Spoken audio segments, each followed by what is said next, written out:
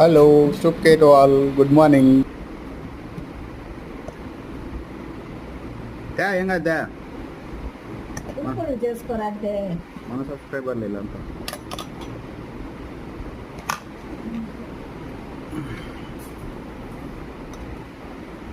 రోజు ఉప్మానే.